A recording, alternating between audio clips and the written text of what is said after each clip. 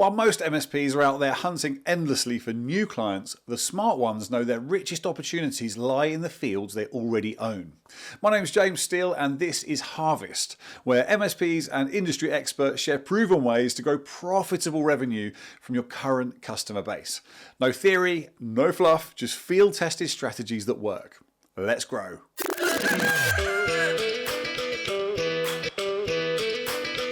Is that they're so freaking reactive. So they only get into action when something's happening, when they get a call. Be proactive. See, hey, this is like the 5 things that you could enhance. Here's where you can save money. This is what we see on your platform happening. If you do it that way, it would be better. If I have a meeting of an hour, 45 minutes should be about the context and everything around it, where it hurts, quantifying that pain. And like only the last few minutes, I might give them some hints of what we could solve. So after all of the chit chat, so you want to dive in, I have that first question ready. And that question is always about the context. So I've read this about your company. What does it mean? We've seen this on other clients, but is that true or is it something else? And then you're like going into something deep, but it has nothing to do with your technology or whatever may happen. It has everything to do with their circumstances, something that has like a really high place on their priority list. You need to have a CRM and a good one, a modern one. I just released an ebook on it. It doesn't have to cost a shit ton of money, but you need to have something good where you can integrate with and automate in the background. So that tool just does some of the heavy lifting for you. Hello everyone, welcome to what is basically the cutting room floor and season 2 of Harvest. Isn't this exciting? Here we go again. Listen, today I'm joined by Hanneke Vogels. She's the author of Sales Tech and she's a former business manager at KPN Internedservices, one of the big MSPs in the Netherlands. And there she achieved 80% revenue growth. With 15 years in the industry in tech and now as a managing partner at Strives, her everyday life is aligning companies with the very latest technology and, of course, introducing that kind of business strategy element.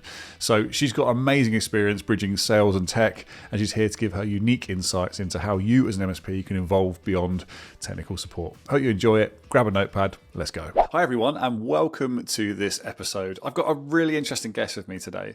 I love these ones, particularly because our guest has an MSP background but doesn't exclusively work in the MSP space, which I always love because it brings those fresh perspectives that we're always so desperate for. Hanneke Vogels combines 15 years of tech experience. She's published author of the book Sales Tech and previously was in an MSP, but spends her time now advising companies on how they should intersect their business requirements with technology. So absolutely the perfect person to have on the podcast. Hanneke, welcome. Thank you. Thanks for having me. I'm really happy to have you on, and I'd like to dive straight on. We always get tactical, but we start off every episode with a misconception. So what do people get wrong about you when they first meet you? People think that I'm very combative and confronting, where I am actually pretty nuanced. I just do very well on one-liners, but just never make the mistake that it's just a one-liner. There's always a story behind it that's nuanced. Very good. I love that. And actually, having spent some time with you, I think you've definitely driven and direct, and I think that's a good thing. And it's not going against the Dutch way, is it? Let's be honest. So no, I'm very Dutch. Yeah, very Dutch, which is great. So, listen, let's dive in then. So, whenever I'm talking to MSPs, there's a common theme that runs through some of the challenges that they experience, and it's often around getting away from being the IT people to becoming kind of the business advisor. So, you're probably in a good place here, although your expertise is all around the tech. Mm-hmm. You have to speak in the language of businesses. So, any advice to help them make that shift? Well, I think that I'm in a lucky circumstance that I worked a lot within tech companies, so I understand tech very well, and I'm naturally very curious about it because there's always something else popping up, something else to endeavor. But I've always been in sales, which is like, for most salespeople, pretty weird to know that much about tech when you're in sales, even though you're selling IT. But so I combined 2 of my loves. I love the sales profession. I love tech. And now it gives me the opportunity to bridge both professions. But my tip is that when you have enough empathy for your customer, So if you really know your customer and know what's going on, it's easy to bridge that. Even if you come from tech, you can still manage to do that when you've learned to speak their language. It's about what it brings. And most of the time, all of these experts know what it brings. They just never tell it because they're super excited about what it can do, but it all starts with the task and not the tool. If you want to move forward, I think the first thing to do is figure out what are you trying to solve, what it does, and make that stick and start your story from there. Just flip the story, because we in tech, we're usually telling everybody if you it can do this and this and this and this, and then it leads to that result. Just put the result first. Flip it around. Do you have any questions that you ask when you go in, or do you just totally? I get the impression you probably just completely wing it, don't you? From the level of experience that you have. But is there any? Do you think if you were to give some ideas or questions that are good to ask when you first go into a client and you want to have that business advisor head on? Are there any good ones? The funny thing is that people think that I wing it, and but experience isn't winging it. Winging is just like more sort of luck. Putting out there, it has nothing to do with luck. It has to do with relentless preparations. If I want to start the conversation right, so after all of the chit chat, so you want to dive in, I have that first question ready, and that question is always about the context. So I've read this about your company. What does it mean? We've seen this on other clients, but is that true, or is it something else? And then you're like going into something deep, but it has nothing to do with your technology or whatever may happen. It has everything to do with their circumstances, something that has like a really high place on their priority list. And once you know stuff about that customer, you can talk about their world. And from that point on, you lead them towards your services and what you solve. I really like that, and it's such an important one to get right, isn't it? And it ties into my next question actually, because I was going to ask you about, you often will get a kind of I guess like a remit, and you've got a new client to work with, and you need to go in there as a business advisor, like you just said, do exactly that, be empathetic. You need to understand their industry pretty quick. So let's just say it's an MSP. They've just taken on they know they're going to go and talk to one of their clients. Maybe they've sold them a couple of services already, and they want to take it to the next level with a project. It's green tech or some space they're not familiar with. How do you go about quickly getting up to speed with that new client? They used to be not quick. It used to take a lot of time to dive into industry reports to figure out what was going on with that specific company. With all of the AI tools, it's super easy to dive deep into some sort of industry. I sometimes even do it in the car. I just talk to ChatGPT and ask him to tell me about a specific industry, about pain points they might have, something that's happening. So pain points, just like topical news around their company, would you say? What other things would you look for? Maybe even looking at shifts that are going on worldwide in that specific industry, what's different maybe for the Netherlands or any other country you're focused on. You want to dive in what's happening with that company. Specifics that happened there, takeovers in those industries or mergers going on, that might hit the agenda. That just speeds it up. It makes it like super helpful to have your first questions ready, to have an idea where you think that conversation should be going. So it wasn't long before we got into AI, was it? Listen, great piece of advice. Create dedicated GPT, something I'm just starting to really get to grips with as well, for industry research. Build custom AI assistants that are analyzing specific verticals for your clients and find pain points and industry shifts there, so you're in the know. Even get these things delivered to your inbox before you get to a client meeting, and you're quickly going to sound like an industry expert without those hours of prep. It's all just there, done for you. Love it.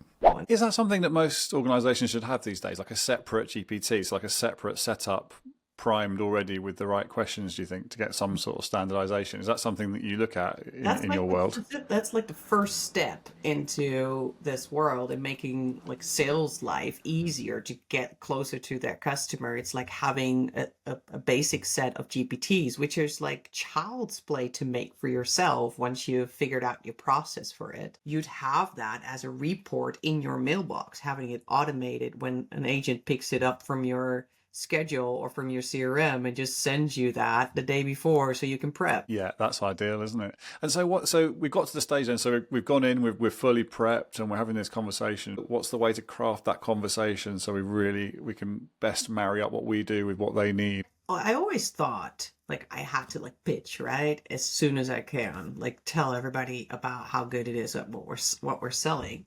And I had a specific sales training back in, I think it was 2011. During that training, I figured out that if I have a meeting of an hour, 45 minutes should be about the context and everything around it, where it hurts, quantifying that pain. And like only the last few minutes, I might give them some hints of what we could solve. Instead of like 45 minutes about your solution, it's a 45 minutes about them and their world and how much it hurts that specific problem. And maybe you can figure out if there's more problems. But So what it's if you not miss really, something? All these great things that you got to say. What happens if you don't get them all out in the same meeting with features and uh, benefits? the What funny have you thing is, missed? the funny thing is that all research shows that if you want people to like you and I think you're valuable for them, you need to let them talk. So it's not about sending information. It's like short sentences, short pitches about what you could do for them or that you recognize or that you've seen it before. That's it. That's enough. Just one or two sentences and then ask a question again because they will think that you know what's going on without you actually telling them something.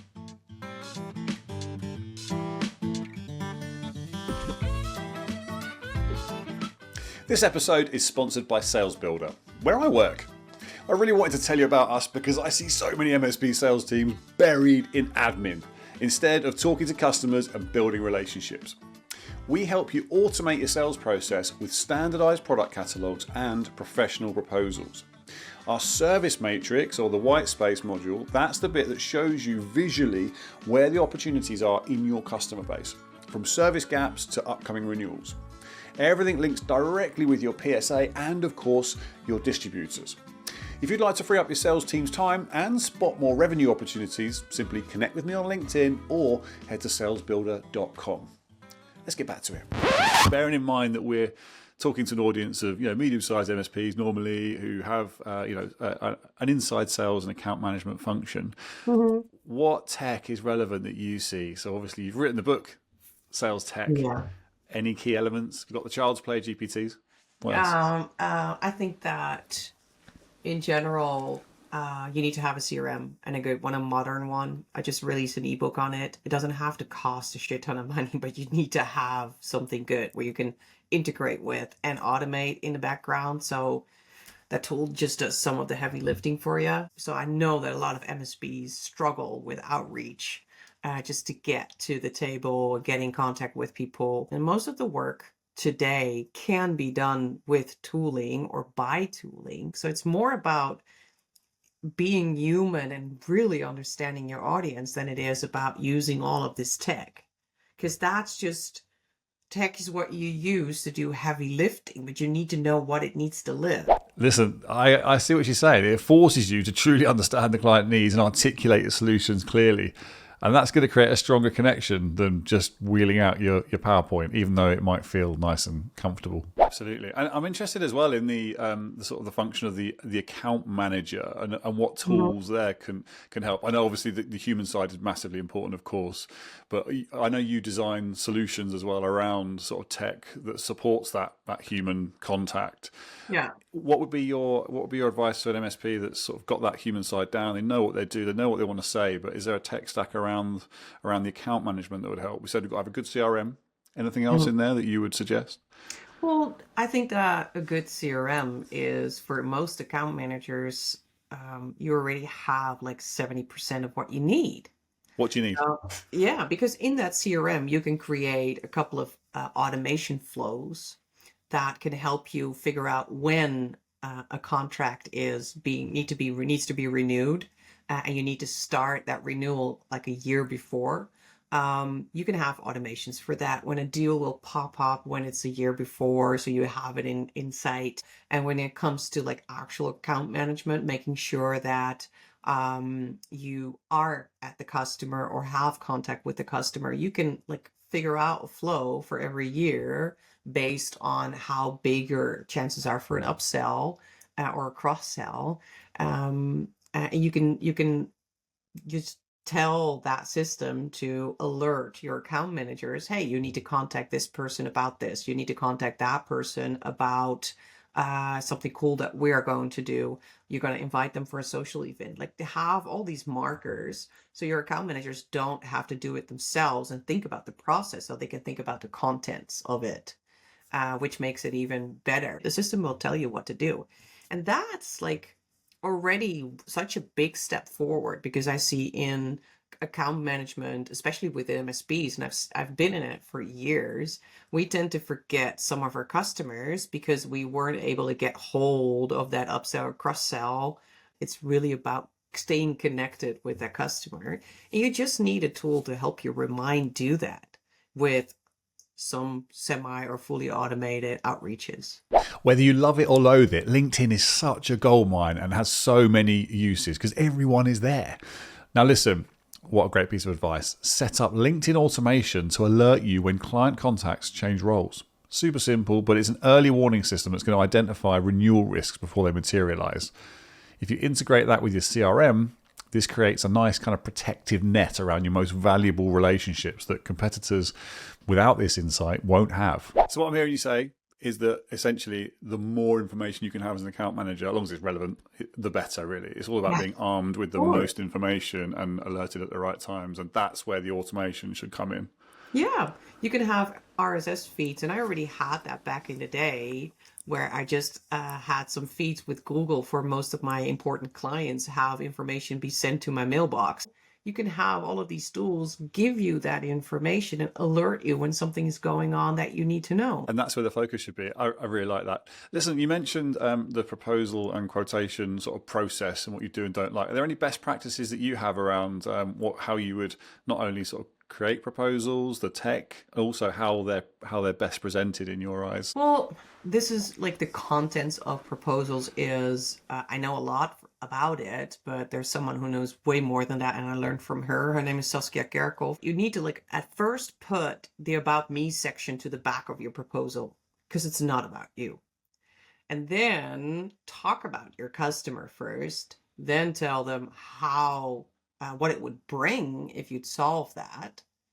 Then say how you're going to solve it, and then your pricing. And then in the end, you can tell a little bit about yourself and your other services, but not let them go through 30 slides about you with all your customers and you have. No, make it about them. Your proposal is never about you. It all starts again with the empathy for the customer and understanding their exact need and writing that down. I think this whole the area of sales tech is fascinating to me. It's moving so fast. I just wonder. So from your perspective, is this something that an MSP listening should be not only getting up to speed on for themselves, but is there an opportunity here for MSPs to be helping their customers with the sales tech side of things? Would you say? Well, I don't know if it's sales tech specifically, but tech in general. What you see in a lot of companies is that they struggle. And you see that the whole MSP market is under pressure as well, simply because all of these big technology companies are taking up the services because they're automating everything. On the other hand, if you look at the companies using the tech, using all of these services, they struggle with functional and technical application management, because within their company, there's hardly any time, hardly any people to take care of that. Within Microsoft 365, they now have Copilot. Nobody knows how to use that. Everybody goes through training and then forgets how to work with it. But if you can add that to your services, like ask questions, do functional application management for them, that would work. If you see a lot of the same applications on your platforms, why not specialize in them? because you can do a lot of good there. If you step it up a little bit, you can really, really add something to your services and speed up the work of your customer. This is really something to take on board. Instead of getting caught up in competing on, who's selling Microsoft licensing, think about positioning yourself as the bridge between Microsoft's insane rate of development in technology and your client's practical usage, so what they're actually going to get out of it. Most clients are 3 to 5 years behind in adopting features that they already pay for. So there's a massive opportunity there to deliver immediate value without actually selling anything new as such. You mentioned Copilot. What most excites you about Copilot? It's so integrated and they know their own system. So integrating Copilot with the entire Microsoft stack is like super smart. It won't take that long before it can do pretty much all of the basic work that you're doing. So you're controlling Copilot to do stuff in all the other applications. Where would you start with that if you were? So we've got plenty of MSPs really keen to get into the sort of Copilot space and are doing their best to get to grips with it. What most excites you in terms of the first AI service you would roll out? I would ask my customers, because your customer base is the first place where you will start upselling, because the whole market it's like a replacement market. It's no longer a really big growth market. Ask what they're struggling with. Yeah, there's still people that don't know how to build a formula in Excel. Do you know what that means if you ask them to work with things like Copilot within your whole? The gap is huge. We all think that it's just super simple, but if you start with the most basic stuff, people will love you for it. Yeah, that's a huge opportunity, isn't it? And it's understanding how big that gap is, where the most pain is, and then understanding that's a huge monetization opportunity for MSP looking to differentiate themselves. Yeah. Hanneke, it's been a good conversation, but we need to switch our attention to a segment we call Industry Manure. This part of the show is where you get to have a little rant about something you hear a lot. Now, this is slightly different for you because you were in the MSP space, but obviously aren't necessarily now. But something applicable to MSPs would be good. Is there any advice that you hear in general that you're kind of sick of hearing because you feel like it's just that echo chamber effect and you kind of want to put it to bed? Is that they're so freaking reactive. So they only get into action when something's happening, something's wrong. When they get a call, be proactive. See, hey, this is like the 5 things that you could enhance. Here's where you can save money. This is what we see on your platform happening. If you do it that way, we'd be better. Super smart people walking around in the MSP market, technically, but also business-wise. Start leveraging, man. Just step forward, help your customer do better. And I know it costs money to set it up. I know. But eventually it will bring back like the connection that you really have. There's more of that brutal honesty. And it's true. So many clients will look at you as an MSP like insurance. And if they're doing that, you're in the wrong place. You're necessary, but not loved. So make sure that you're not in that trap. Don't wait for calls about problems. Make sure you're proactive. Identify improvements. Look for cost savings all the time and ways you can be optimizing platforms. That approach is really going to transform your relationship from being that commodity to a valued partner, which is the key to making sure that you have a sustainable relationship. Our next segment is called Pass the Pitchfork. So this is where I get to ask you a question from our previous guest. Now, this is from James Davis from the TSP Advisory from last season. And he asks, what do you see as the real client demand? What are clients actually asking for? How do we truly understand that and then spend our focus on creating our business focused on that? How do we do that? They just want to feel that you understand that and you fight for them. You work hard for them. You bring them more than that they asked for. Under promise, over deliver, right? I think that's like the key to be customer centric. That really rings true because I think we talked about commoditization and they're all looking the same, and then actually if you can help them string it all together and you can help them get the most out of these applications as they're developing, then you've got a really solid foundation for a good relationship there. So it's your chance, Hanneke, to ask our next guest a question. So what do you fancy asking? It could be an MSP, it could be an industry expert. Is there something you would like answered on our next episode? Yes. I think I'd like to know what they think is the influence of AI in the MSP world. So what are the changes it will bring? Because we're just getting started. Well, what will it bring for the operation of it, like the operational side? So how will it affect the MSP's operations themselves, the way they do business, the way they're organised internally, you mean? Yeah. Excellent. Listen, it's been wonderful chatting to you, Hanneke. Thank you so much for your time. We have a final segment, which is a yell from the barn. And this is your opportunity to give a plug for Strives or your book or whatever it is you'd like to say, and let the listeners know where they can get in touch with you. Oh, wow. So you're asking a sales to pitch, right? And I usually don't do that. But I mean, there is some sort of time limit. We're kind of known for being short and punchy. So if you could keep it within an hour. I can do it within an hour. No, let's just do it super short. So the way we've been doing sales has felt wrong for most MSPs for a long time. They've been doing it the way they've been doing it because they were taught that way. And if they really want to know how it's done differently, what's the next level of sales, where it should go, where it does feel authentic and is effective, just follow me on LinkedIn, maybe read my book, and contact me if you want to have some help. Thank you so much. And I can highly recommend following Hanneke just on LinkedIn. There's loads of content she's putting out, loads of interviews she's doing, and really an authority in the space. So make sure, it's lovely to get this opportunity, as I said at the beginning, to bring in some sort of fresh faces and fresh perspectives. So Hanneke, thank you so much for being with us, and we'll catch up with you very soon. Wishing you all the best. Thank you. That was good, wasn't it? I really enjoy talking to people who've got loads of experience, but from outside the industry, or certainly on the peripheral, about how we can generate more value from existing customers. And Hanneke's challenging MSPs, just like you, to shift from being reactive tech providers to proactive business partners by doing things like creating custom AI research tools, setting up contact change alerts to be more in tune, abandoning PowerPoint for deeper conversations, bridging tech advancement gaps, and proactively identifying improvements continuously. And it will mean you'll differentiate yourself in what is a crowded market, so it's so important. And you'll go from being that necessary evil into having a genuine partnership that clients truly value. Okay, that is it for this episode of Harvest. If you found this useful, all the links we mentioned are in the show notes. And of course, if you enjoyed it, please do leave us a review and share it with a friend, or even better, someone else in the industry who you know would get value from it. Until next time, happy harvesting.